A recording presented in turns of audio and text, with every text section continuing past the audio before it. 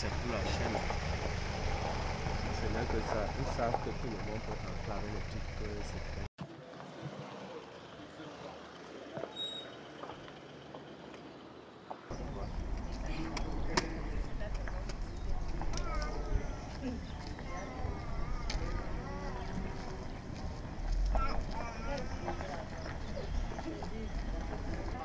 Affaire Martinez-Zogo.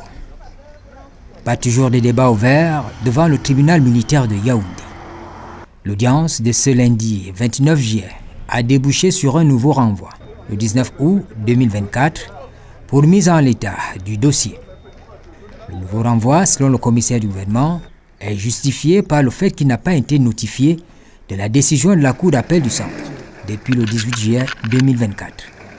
À mon sens, une question de logique simple. Vous assistez aux audiences, vous vous êtes rendu compte à un moment donné qu'il y a des incidents de procédure qui s'étaient posés. Et la loi dit en pareille circonstance que les parties ont la possibilité de contester la décision avant dit droit qui avait été rendue. En contestant cette décision, le dossier est transmis à la Cour. Alors, lorsque la Cour vide sa saisine, comme cela a été fait à la dernière audience, il est tout à fait logique, à mon sens, qu'on attende que le dossier revienne au tribunal pour que les débats continuent à suivre leur cours. Je crois que c'est dans cette logique que le tribunal s'est inscrit aujourd'hui et a renvoyé l'affaire pour la suite des débats. C'est une position qui est conforme au droit. Nous avons un jugement avant dit droit qui a été rendu par le tribunal militaire. On a fait appel de ce jugement avant dit droit. Le dossier, selon la procédure, est supposé être transmis entièrement à la Cour d'appel. Et la Cour d'appel a vidé sa saisine sur ce jugement avant dit droit. Et la loi dit, quand ils ont rendu leur décision sur ce jugement avant dit droit, la décision doit être notifiée à toutes les parties. Et le dossier doit être rétabli au greffe. Le commissaire du gouvernement a dit tout à l'heure qu'il n'a encore reçu notification de rien. Le commissaire du gouvernement est parti au procès. Nous autres, avocats des autres parties, des parties civiles, nous n'avons pas reçu notification. Il est de bon droit qu'on attende que cette décision arrive devant le tribunal militaire pour qu'on sache si on peut évoluer dans les débats ou pas. C'est le principe de droit. Les débats, pendant près de 120 minutes, ont tourné autour de l'interprétation de la notion du pourvoi suspensif. Le code que nous apprenons tous, je l'avoue avec humilité, semble faire la distinction entre deux types de recours, enfin deux types de décisions. Il y a l'arrêt avant dit droit, c'est-à-dire celui qui règle un incident de procédure. Et vous avez l'arrêt de fond. L'arrêt qui peut avoir un caractère suspensif, c'est l'arrêt avant dit droit. C'est lui qui est réglé par les articles 473 et 474 du Code de procédure pénale. Donc, autrement dit, si la Cour d'appel avait rendu une décision qui ne réglait pas définitivement le problème en disant « il s'est posé un incident. Avant de rendre ma décision sur le fond, je règle d'abord la question de l'incident et après je vais venir me prononcer sur le fond de ma saisine. » À ce moment-là, on aurait été dans les conditions de l'article 473 et 474 du Code de procédure pénale. Mais tel n'était pas le cas en l'espèce. Ce que nous avons tout simplement dit, c'est que nous avons fait pourvoi et on verra le moment venu s'ils peuvent continuer sans tenir compte de ce pouvoir qui a été fait. C'est un débat de droit qui doit être passé devant tout le monde et ils sauront. Nous avons parlé de 437 qui dit que le jugement qui a fait l'objet d'un appel avant dit droit, après un jugement avant dit droit, doit être jugé par la Cour. Quand la Cour a rendu son arrêt, l'arrêt doit être notifié aux différentes parties et le dossier doit être rétabli au greffe du tribunal qui a rendu le jugement avant dit droit. Et ce n'est pas le cas. Donc aujourd'hui, on venait sans qu'il y ait un dossier. On a débattu pour rien pendant 2 heures de temps. Parce qu'il fallait bien qu'il y ait cette décision pour qu'il y ait débat. On aurait dû accepter le renvoi du commissaire du gouvernement qu'on aurait gagné 2 heures de temps. Les avocats de l'État du Cameroun et ceux de Jean-Pierre Amougou Belinga ont estimé que l'arrêt rendu par la Cour d'appel Yaoundé n'est pas suspensif.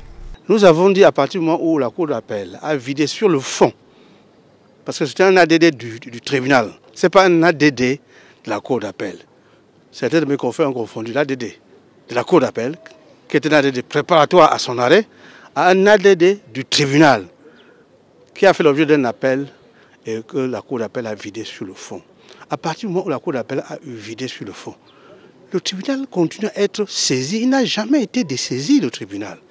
Et au demeurant, comme l'a dit mon confrère Assira, comme vous l'avez suivi, la décision de la Cour d'appel n'a aucune incidence sur la procédure en instance dès lors que la Cour d'appel n'a pas ordonné au tribunal de procéder à un certain nombre. Le commissaire du gouvernement disait qu'il n'a pas été notifié. Est-ce que ça vous permettrait d'avancer sereinement? Je crois que la décision que le tribunal a rendue montre bien que c'était un argument de saison. Parce que je pense que certaines personnes voulaient des renvois. Il n'est écrit nulle part. Rien n'oblige le tribunal à suivre les questions internes au parquet. C'est une question administrative. Vous comprenez? Si le tribunal avait, à la dernière audience, rendu un jugement de sursis, prononcé de sursis à statuer, oui. Dans ces circonstances, c'est après la notification des actes de la Cour d'appel qu'on pouvait réenrôler l'affaire. Vous savez, le tribunal est saisi par enrôlement. Hein. Quand vous assignez quelqu'un au tribunal, il vous faut aller au greffe faire les formalités pour qu'on enrôle votre dossier pour qu'il soit appelé en audience publique. Or, cette affaire n'a jamais été désenrôlée. Qu'est-ce que ça veut dire? Ça veut dire que le tribunal n'a jamais été dessaisi de son dossier. La Cour d'appel a été saisie pour deux choses. L'une, c'était la question qui portait sur la reproduction du dossier et sa mise à notre disposition. Et la deuxième portait sur la levée des scellés sur le corps de la victime. La Cour s'est prononcée sur les deux points sur lesquels elle avait été saisie, en considérant que notre appel n'était pas fondé. Donc ça ne peut pas être un arrêt avant dit droit.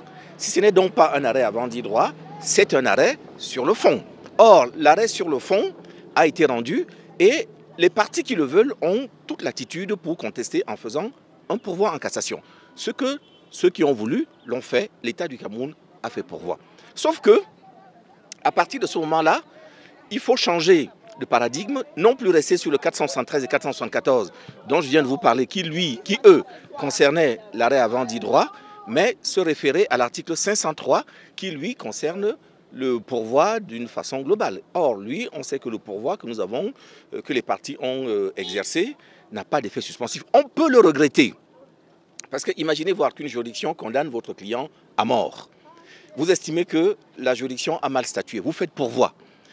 En gros, le code vous dit, vous allez d'abord attendre qu'on tue votre client et puis la Cour suprême va se prononcer après. On peut le contester. Je le comprends humainement.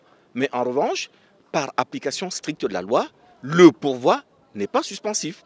Et au demeurant, ramener à notre affaire ici, les deux questions dont je vous ai parlé n'ont absolument aucun effet irréversible, dont rien n'empêche qu'on poursuive ce dossier. Je voudrais juste rappeler à vos téléspectateurs ou à vos auditeurs qu'un homme a été tué depuis 2 ans. Et qu'aujourd'hui, on n'a rien commencé encore pour chercher à savoir quels sont les commanditaires, comment cela s'est fait, pourquoi cela s'est-il fait.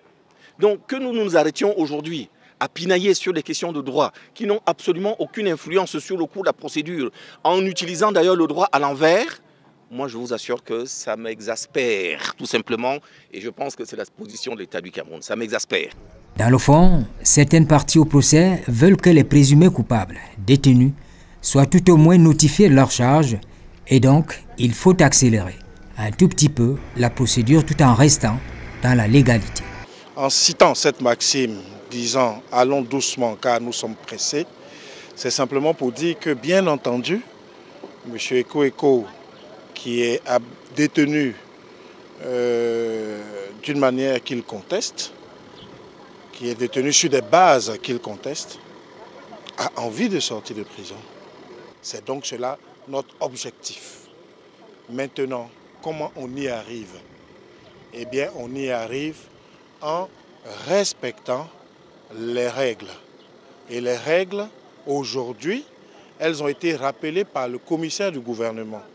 Le commissaire du gouvernement est le maître des poursuites. C'est lui qui poursuit les personnes accusées. Donc, en principe, il est également pressé pour que son procès se termine et qu'il puisse faire condamner ceux qui seront reconnus coupables.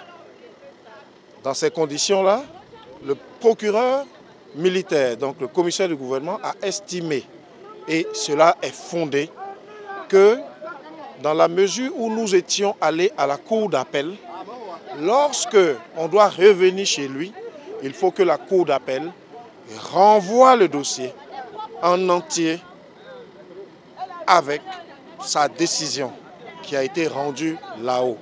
C'est sur cette base qu'on peut voir comment relancer le procès. Et donc c'était simplement aujourd'hui cette question-là de procédure qui se posait.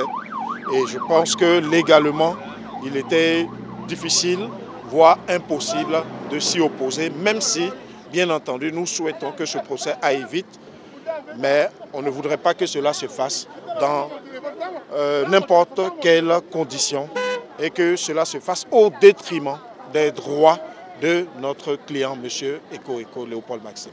Vous savez, c'est depuis le 6 avril, le 6 février, bientôt plus de 2 ans, que mon client est embastillé. Et je voulais vous indiquer que depuis ce 6 février-là, aujourd'hui nous sommes au mois de juillet 2024. Vous pensez que c'est aller vite? Vous pensez que pour un avocat, c'est aller vite vers la vérité là? Là, on refuse d'ouvrir le dossier comme si quelqu'un avait peur de ce qu'on va découvrir. Mais je vous donne rendez-vous. Ce qu'on va découvrir dans ce dossier va étonner plus d'un dans ce pays. C'est pour ça qu'au début de ce procès, j'avais souhaité que vous fussiez admis en salle pour téléviser cette affaire. Pour que les gens voient comment on marche sur le droit. Comment on peut venir chez vous à 6 h du matin, vous arrêter sans mandat, sans convocation, vous mettre sous mandat de dépôt, vous traîner pendant 2 ans avant que vous nous voyiez, n'est-ce pas, la lumière. Mais c'est cette lumière que nous voulons apporter. Mais tout se passe comme s'il y avait une main noire qui veut empêcher que cette affaire n'avance. Un juge a libéré mon client le 1er décembre 2023. Un juge. Ils ont des intérêts personnels parce qu'ils parlent de leurs clients qui seraient embastillés. C'est leur droit de défendre leurs clients avec les thèmes qui sont les leurs. Mais on n'a pas le droit de fouler au pied le droit parce qu'on veut contenter une partie qui estime être embastillée. Je défends par exemple les ayants droit de Zogo.